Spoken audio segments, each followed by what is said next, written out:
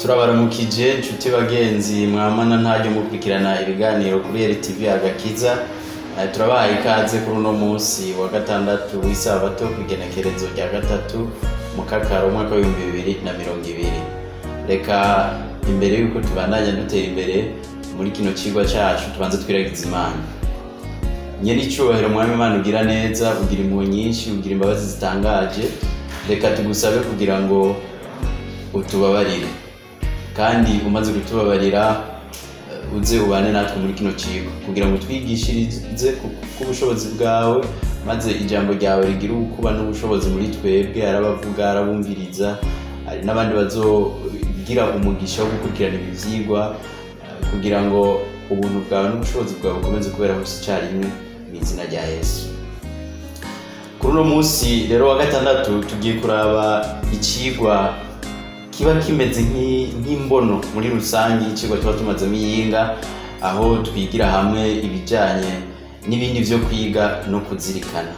Ibi rero vy'uno munsi hari ibitabo byinshi badusabye ko twozo kwitwararika mu gusoma, nk'igitabo citwa Ibyakozwe n'Intumwa ca Madame Ellen G. White. Hakaba hari igitabo naco citwa Umugambi w'Imana kw'ishengero ryayo, n'igitabo citwa Uwifuzwa ibihe byose. Muzobona ngaha mu ndongozi banditse Yesu Kristo. Iki naco ni igitabo mu by'ukuri gikomeye cyane.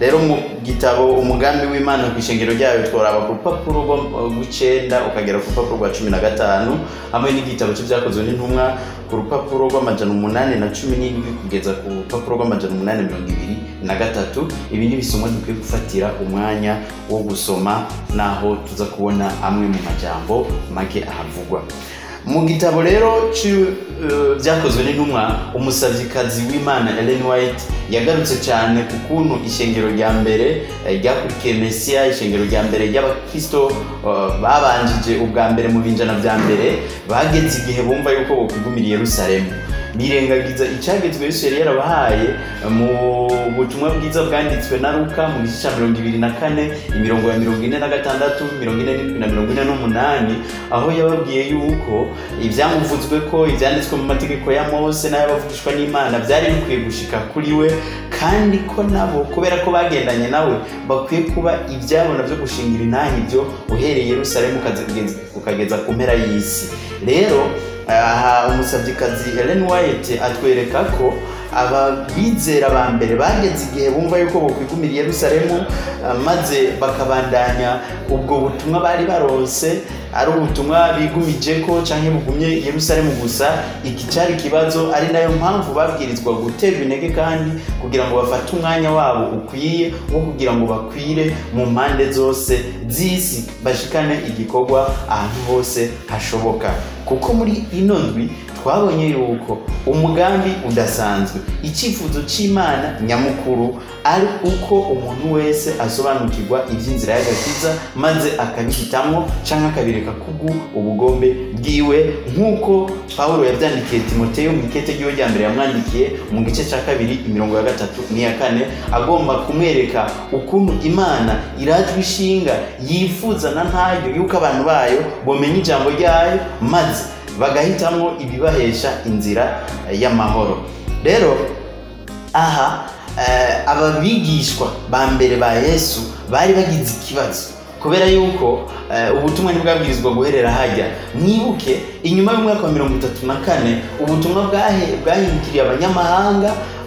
Muzobisoma mu gitabo cy'Ibyakozwe n'Intumwa igice ca 13 umurongo wa 44, aho Pawulo na Sila bamaze kubona yuko ubutumwa bwabo bwanswe, baravuga bati reka mu by'ukuri kubera yuko ubutumwa bwacu mu bwanse, byari bikwiye, byari bibereye yuko ubutumwa bubanza guhera mu nzu y'Imana, Abisirayeli mu buryo buboneka bw'umubiri.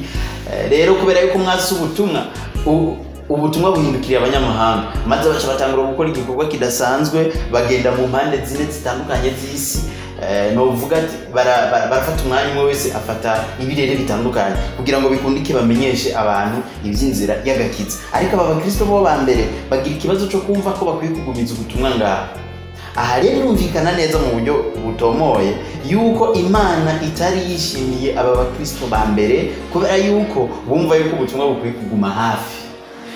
muri none bitwarabashije kwiga ibintu bitandukanye vyerekana ukuntu umuntu iyo afashe akanya kiwe ko kuganira n'abandi by'ijambo ry'Imana, ko kubamenyesha iby'inzira y'agakiza, ko kubamenyesha iby'Imana yamukoreye, aba ariko arakiza imitima y'abo bantu. Ari naco gituma umusavyi w'Imana Timoteyo avyandika yerekanye nako yandikirwa ikete na Paulo, yerekanye yuko Imana irajwe ishinga nuko abantu bose bakizwa, kandi ko umuntu wese avuga yuko azi Imana afise urukundo abwirizwa kwerekana urwo rukundo rumurimo mu gusangira abandi iby'ijambo ry'Imana.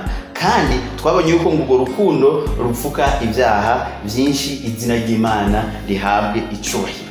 Imana rero yifuza iminsi yose ko abantu bakira, ari naco gituma mu ikete rya 2 Petero yanditse igice ca 3:9, Imana ngo niyifuza yuko hagira n'umuntu n'umwe apfira mu byaha. Ari naco gituma Petero yavuze ati hari abantu bibaza yuko Imana yabitebeje isezerano ryayo, ariko habanamba Imana nta sezerano ryayo itebeje, ahubwo irorereye ko abantu bose bihana. Abantu benshi baribaza bati rimwe aganira n'umuntu rimwe uzokumva kubwiye ati iyo Imana ivyayivuzwe ko biza kuba ari byo, ivy'umuhero uzoza biza kuba ari byo, umuhero uba waraje kubera ko basokuru n'abasokuruza n'abandi bantu bose batubanjirije imbere na Paulo ugiye kuvyiwe avuga yuko Yesu yari agiye kuza Paulo akiri mu mubiri. Ukaraba rero ivyo vyose ukabona yuko umuhero w'isi wari wegereje cyane, abantu bose bagiye baratubanziriza bavuga ivy'umuhero, maze ivyo bigatuma abantu batizera bagira bati Imana ivyayivuzwe ko sivyo, nta muhero uzoba, umuhero uba umuntu apfuye.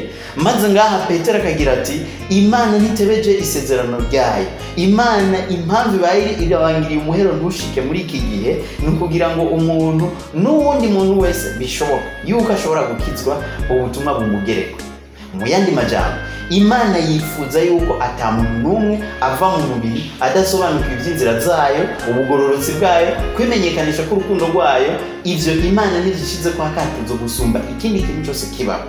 Rero iyo umuntu atifatanije n'Imana mu gukora igikorwa asabwa cyo kugira ngo amenyeshe ubutumwa bwiza abantu bose baremwe, mwibuke igikorwa Yesu yabwiye abigishwa biwe gikomeye cyane, ari naco ikintu ciswe mu ndimi z'inyamahanga ngo Great Commission, canke igikorwa kisumba ibindi byose. Igikorwa abigishwa bari bahawe ni igikorwa kiboneka mu butumwa bwiza bwa Matayo igice ca 28 uhereye ku 18 kugera ku 20, aho Yesu yababwiye ati nuko nimugende mu mahanga yose muhindure abantu bose baremwe abigishwa, abizera mu babatize mu izina rya Data n'iry'Umwana n'irya Yera.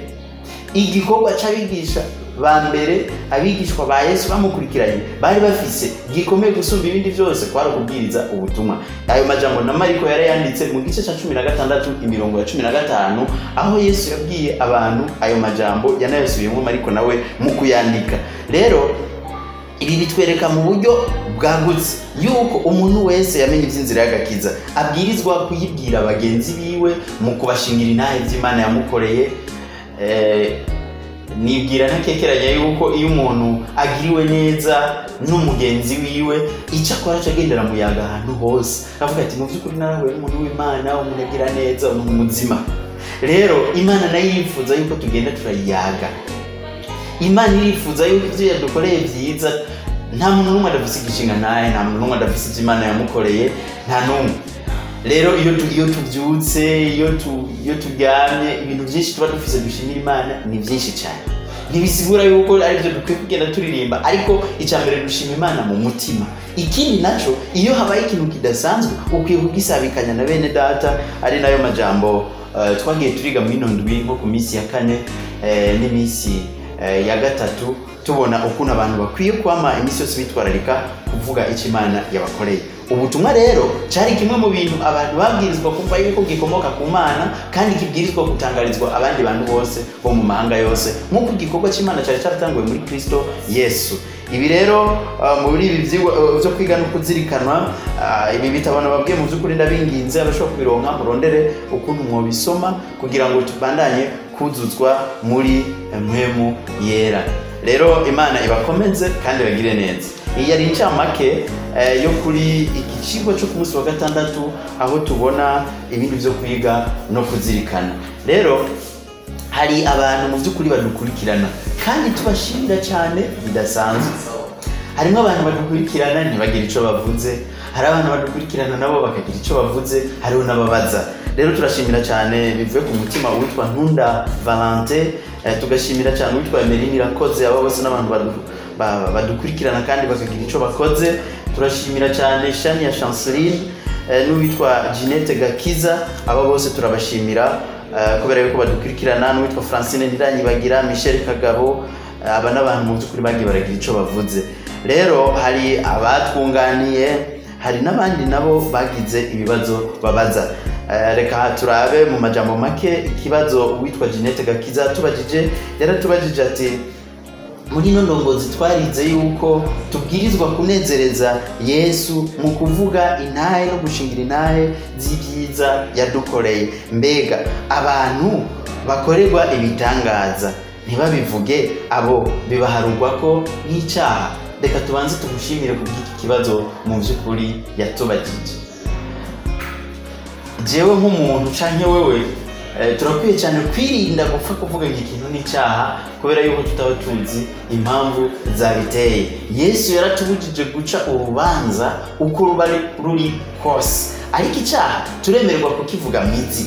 Ariko nk'igihe umuntu akorera ibintu by'ibitangaza akaba atabishikirije abandi, akaba atabivuze, biragoye cyane guhuta tuvuga yuko ari icyaha yakoze kubera yuko tutaba tuzi impamvu zatumye uyu muntu atabishikiriza abandi. Hari abantu babayeho bashaka ibintu byabo yuko biguma mu mabanga, bakabigumiza mu ibanga ryabo, ariko kubw'urugero rwabo rwo gutahura, Imana ikabitahura yuko abantu bageza atacaha barakora kugera kuri uwo munota kuba ivyo bintu batabishikirije. Abo bantu barahari, ariko kandi hariho n'undi muntu agira isoni n'ubwoba zo kuba yohagarara nk'ishengero, nk'imbere y'ishengero ry'abantu, byo kuba yoshikiriza nk'ikintu camushikiye umuntu akumva umenga biramuteye isoni. Uwo nawe nta soni akwiye kugira zo gushikiriza no gusobanura ivy'Imana yamumenyesheje cyangwa ivy'Imana yamugiriye.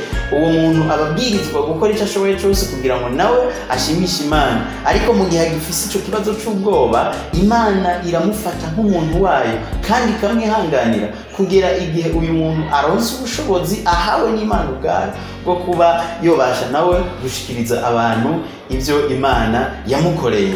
Ariko kandi munibuke ko hari abantu Yesu yafasha, akabafasha, akabagirira neza, akabavura. Mwibuke nk'igihe bariko barasoza barenganye ikiyaga, igihe bariko barasoza mu kiyaga ci Galilaya, Yesu yerekeje ahantu biti Gadara, bashikiriwe n'umuntu agwaye intandara, maze uyu muntu Yesu aramukiza. Uyu muntu yifuza kujana na Yesu, aramubwira ati subira mu gisagara kandi ntihagire umuntu n'umubwira ivy'Imana ivyabaye, kubera yuko Yesu hari igikorwa yariko arakora mu isi kitabwirizwa kumenyekana ahantu hose imbere yuko ibikorwa vyiwe birangira. Rero hari igihe kanaka umuntu Imana iba yaramukoreye ikintu ikaba irorereye yuko igihe gikwiriye gishika cyo kugira ngo wa muntu agishire ku mugaragaro. Rero umutima wawe urazi gukorana namwe mu y'Imana, urazi ukuntu ugabagabira mwe mu y'Imana, ukuntu ibintu Imana yabigukoreye, umutima ukaguma uguhatira kubishikana ku bandi, umenye yuko ujya rimwe mu bariko arakurongora kugira ngo ivyo bintu ubashe kubisabikanya n'abandi bantu. Muri icyo gihe icyo ubwirizwa gukora ni ugutera intambwe ikomeye, maze ukamenyesha abandi iby'inzira y'agakiza, ukamenyesha abandi iby'Imana yagukoreye byose kugira ngo Imana bikunde ibandanye guhabwa icubahiro. Rero nibwira ko twoja ku kibazo c'uwitwa Francine Ntiranyibagira. Tubajije ati ni gute umuntu yoba umwizigirwa nyakuri w'Imana kandi twonamumenyera kuki?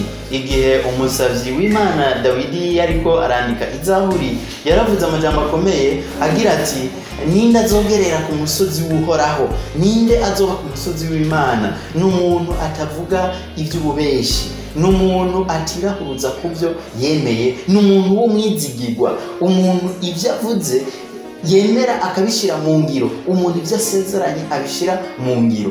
Ubwizigirwa ku Mana burahambaye cyane. Mbega bugenda gute? abantu benshi muri twebwe twarabatijwe, turazi ico ijambo ry'Imana rivuga, hari ivyo twasezeraniye imbere y'ishengero yuko tuzokwama tubikora biciye mu mubatizo. Kimwe muri ivyo ni ikintu cyo kwifatanya n'ishengero mu bikorwa by'ivugabutumwa no kwamamaza ubutumwa bwiza mu mpande zine z'isi. Ivyo twarabyemereye mu mubatizo yuko tuzokwama twifatanya n'ishengero mu bikorwa by'ivugabutumwa. Ikindi naco, iyo umuntu abatijwe abahawe igikorwa cyo kugira ngo ashikirize ubutumwa abandi yamenye.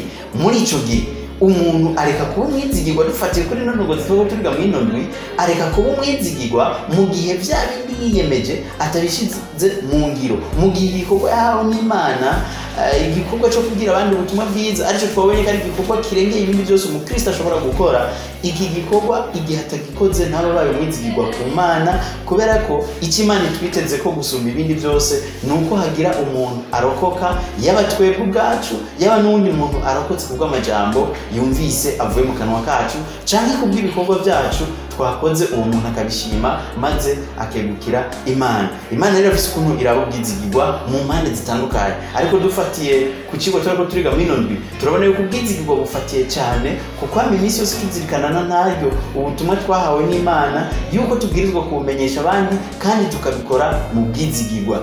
Ariko kandi hari abantu bibwira bati jewe umunyantege nkeya nama nagoye umutwe w'utunutu, kubw'ivyo sinkwiye kuvuga ubutumwa. Ico kiba ari ikibazo kidasanzwe, kubera yuko abigishwa ba Yesu mu minsi ya mbere, Yesu mwibuke ni mwasoma mu gice cy'Amatayo 10 uzobona batuma abigishwa ngo bagende mu mpande babanze bavuga ubutumwa bwiza. Ariko baragarutse, urabona ivyashikiye ba Yuda kandi bari baravuze ubutumwa, ivyashikiye ba Petero bakihakana Yesu kandi bari baravuze ubutumwa. Mwibuke Petero we yarageze n'igihe yihakana ivy'agakiza mu nyuma, ariko mu kuzigamwa n'Imana arahagarara arashikama. Rero ibi bitwereka ukuntu umuntu ntarindira kuba umuntu w'igitangaza mu by'Imana, kuba umuntu mu by'ukuri azira inenge niko novyita kugira ngo avuge ubutumwa. Ubutumwa turabuvuga no mu gihe tukiri abantu mu by'ukuri bagifise byinshi byo kwiga, ariko ivyo tumaze kumenya tukabisabikanya na bene data bandi. Rero Imana ibahezagire kandi ibakomeze mu gihe mubandanya mudukurikirana, mu gihe mubandanya musangira natwe ibibazo n'inyunganizi. Rero tubashimire ko mwafashe akanya kanyu ko kudukurikirana, kandi tubashimire mu gihe musabikanya n'abandi ubu butumwa mu gusangira ino video muyirungikira abandi bakabasha kumenya ubutumwa bwo muri iki gihe. Nibaza yuko kuri no televiziyo tuzohigira ibintu byinshi kugira ngo tube mu isi tutarabe isi, ariko tube mu isi bishobora kugira ico tumariye abandi batwumva kandi batubona. Imana ibahezagire kandi bakomeze mu izina rya Yesu. Nyene icubahiro Mwami Imana mugororotse, tugushimiye ukundi iminsi yose wamutugeza ko ijambo ryawe. Ijambo ryawe muri kano kanya ritwibukije ukuntu tubwirizwa kwama twitwararitse kuvuga ubutumwa bwiza, gushingira abandi ntahe ibyiza wadukoreye. Nudushoboze kuko mu mbaraga zacu izotagiye kubishoboza, biciye mu bushobozi bwa Mwami Yera. Utere imbaraga umuntu wese afise umutima ubigomba, umuntu wese afise umutima wifuza kuba uwo ushaka. Mwami Imana utubashishe kuba abantu bazima, abantu bamenyesha abandi iby'inkuru nziza, abantu imico n'imigenzo n'ibikorwa byabo byose byerekana yuko bakumenye uzobukoze. Imbabazi zawe zikomeze kuba mu isi, muri ino si ifise ibyago byinshi n'ibyaha biteye ubwoba, ukomeze kuyituzigamiramwo kandi uturinde ikibi n'igisa naco, kugira ngo igizo werekanye ku bicu twebwe hamwe n'abatwumvirije n'abandi bose batubonye n'amasinzi y'abantu tuze tugusanganire mu bicu twishimira tutingiriye Imana twategereje tuzana igizo cy'ubugingo, kuko tubyambaje twizeye kugiye kubidukorera mu izina ry'Umwami n'Umucunguzi wacu Yesu Kristo.